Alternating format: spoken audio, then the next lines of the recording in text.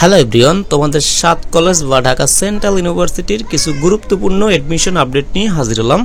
দেখো, এটা হচ্ছে তোমাদের ভর্তি পরীক্ষা অনুষ্ঠিত হবে জুলাই মাসে হবে বা হতে পারে। এখানে জুন মাস হতে পারে, জুলাই মাস হতে পারে, নির্দিষ্ট যে কোনো একটা, এটা মাঝামাঝি সময় হতে পারে।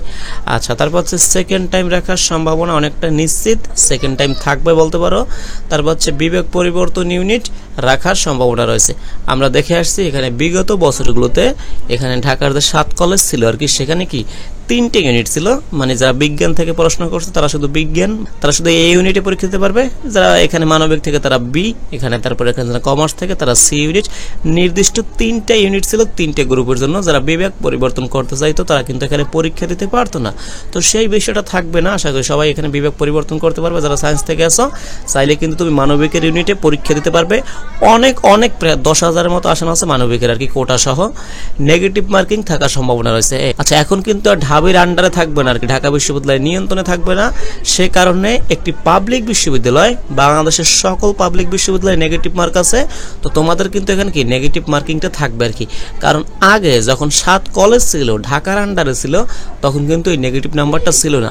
তারপর তোমাদের কিন্তু এখানে পাস ছিল, মানে 100 নম্বরের মধ্যে 40 পেলেই পাস হতো। সাপোজ কেউ যদি এখানে ইংলিশে 5 নাম্বারও পায় বা 6 নাম্বারও পায়, তারপরও কি অন্যান্য বিষয়গুলো বেশি নাম্বার পেলে তখন কি তিনি পাস করতো। তবে এটাও থাকবে না, তোমাদের এখানে আলাদাভাবে পাস করতে হবে। ইংলিশের জন্য আলাদা, বাংলার জন্য আলাদা, এবং কি তোমার যে সাধারণ জ্ঞান আছে সেটার জন্য আলাদাভাবে পাস করতে হবে।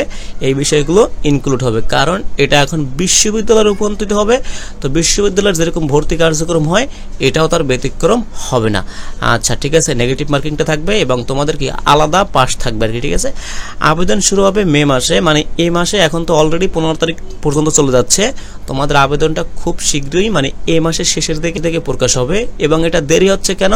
অনলি দ্য মেইন রিজন, এই বিষয়গুলো গুছিয়ে নিচ্ছে। এখানে ইউজিসির সাথে এরা এই যে ভর্তি কার্যক্রম নিয়ে অনেকবার মিটিং করতেছে। সুন্দর করে প্রথমবারের মতো একটি কেন্দ্রীয় বিশ্ববিদ্যালয় হিসেবে এই ভর্তি কার্যক্রমটা অনুষ্ঠিত করবে। সময় একটু প্রয়োজন হবে, তুমি বুঝতে পারতেছো। এবং এটা কিন্তু তোমার লস না, তুমি যদি বুদ্ধিমান হও তোমার কিন্তু পড়াশোনাটা এই সময়টাকে ঝালিয়ে নিতে হবে। কারণ এবছর কিন্তু আবেদন সংখ্যা, এখানে সবকিছু কিন্তু আগের বিষয়গুলোকে কম্পিটিশন বা প্রতিযোগিতা বলো সবগুলো ছাড়িয়ে যাবে, সে কারণে পড়াশোনা করো। আচ্ছা, এখানে এ ইউনিটের বা এখানে বিজ্ঞানের যারা, তাদের এখানে জিপিএ প্রয়োজন 2টা, এখানে এসএসসি বা এইচএসসি মিলিয়ে 7, বি ইউনিটের ক্ষেত্রে 6, 2টা মিলিয়ে, তারপর সি ইউনিটের ক্ষেত্রে 6.50। আচ্ছা, তোমাদের এখানে যারা বিবেক পরিবর্তন এবং এখানে বি ইউনিটে পরীক্ষা দিবে, তোমরা যারা ইংলিশ ভয় পাচ্ছ, তোমাদের জন্য গুরুত্বপূর্ণ এবং বারবার রিপিট হওয়া ইংলিশ প্রশ্ন সমাধানের একটা এখানে 7 কলেজের স্পেশাল একটা ব্যাচ চালু করছি। তোমরা চাইলে এই নাম্বারে SMS করে বিস্তারিত জানতে পারবে।